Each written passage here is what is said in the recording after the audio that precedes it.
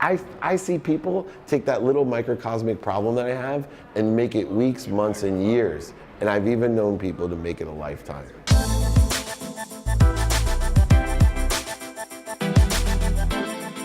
I try to give money to anyone that needs it. I'm not a bank. That means don't call me and say, Mr. Meltzer, I need this for that.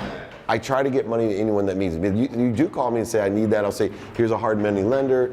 Let me help you buy and sell things, right? Tell me where you're at, who's in your circle, your sphere of influence. Maybe I know someone that can help give you a job, right? I want you to be empowered. But some people that are on the street sometimes just need it. And they're not asking for much, and they'll ask for anything. So just this morning, I go by and the guy's freezing, because I'm up early. And he's like, please, he's like, I'm homeless, I just don't have a place to stay. And I had $20 I took out and just gave it to him.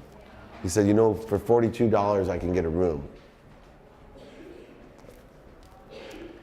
Gave it, and these guys, oh, Dave, good karma. I said, no, it's not good karma. I said, it's more than enough. I go, we're complaining, Mr. Canada over there holding the camera complains about how cold it is this morning, walk into the car, and yet in our minds, we'll walk right past that guy.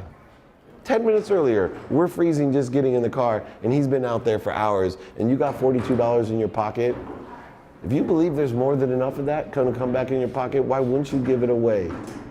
I just don't get it in my mind. Do I fight the fear sometimes when I give big checks? Yeah, still today. I have to convince myself, more than enough, more than enough. And it's not trading. I'm not saying, I'm going to build this community center because God's going to bless me and I'm going to make millions of dollars. No. This is why I live, and I'm emptying my vessel so that I can expand and hold more. And I only have confidence, belief, and trust in me because I've already made the investment in myself. And there's no better way to prove the investment than to attract what you want, add value to it, and give it away. That telling the power of intention, it's telling my beacon, my signal is strong. When I send out what I want, it's strong because it's going to go through me and I'm going to transmit equal to what I attract. Just like a beacon, yes.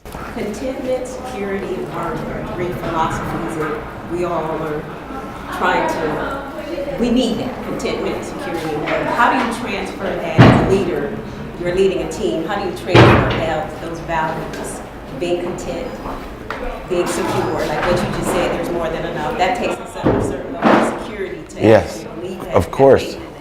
And worth, that I'm actually worth, because we've got all kind of issues from the past that kind of challenges what we think we're worth. So how do you transfer that knowledge to other people? Two ways. Everything that I do, you have to capture what you're saying correctly, amplify it correctly, and perpetuate it correctly. In person, though, whether when you amplify it, that content has to show it. And I think one of the things people miss out is on showing it. You have to illuminate one thing, and Gary does this as well. So do I. Illuminate the fact that I'm still pursuing it. Like, I'm not going to stand in front of shit and tell you can have it. I'm not going to tell you. I'm on my own pursuit. So I illuminate the effed up stuff that I do. And I'm telling you right now, I'm terrified sometimes. There's a whole list of things I'm terrified. I will tell you, I'm always content. I have mastered my perception. If you can give me a couple minutes of frustration, but it's not going to last much. Like, my whole pursuit is on a trajectory. You get me off of my trajectory, and contentment, happiness is my litmus test. Ooh, this is not making me happy. First move, don't correct it. Go back to center. Then reevaluate. I'll give you an example of a short one. We got in on Tuesday night. It was a perfect flight. There's all these fears about the weather and I kept saying cancel. In my head, I'm like, this is gonna be amazing. From my office to John Wayne, we had a direct flight.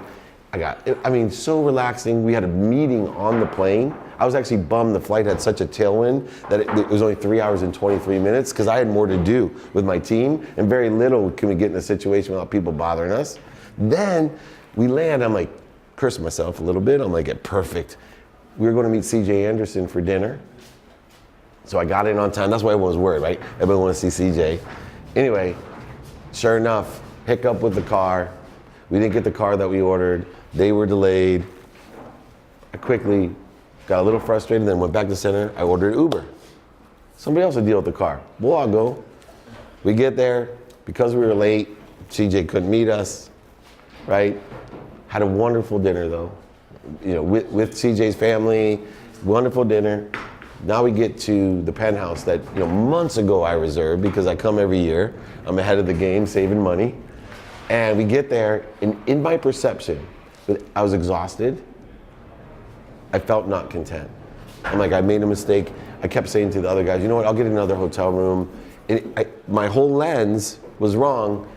And before, a couple minutes, I said, no, did my prayers, how grateful I was. And one of the things I was grateful for was the ability to have the resource to have everyone together in the penthouse, to be lucky to have the penthouse, that this was a good place for us and a reason why.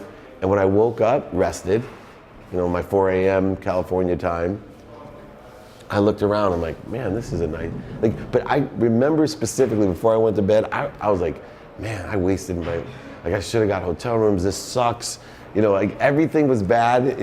I couldn't find towels, and that was a problem, but then there was towels, right? The TV didn't work the way I wanted it to work, right? It had Netflix, not ESPN, and then I'm like, wait a second, you can get ESPN on the internet, right? I have Slingbot. I'm like, man, but I see people take that little microcosmic problem that I have and make it weeks, months, and years. And I've even known people to make it a lifetime.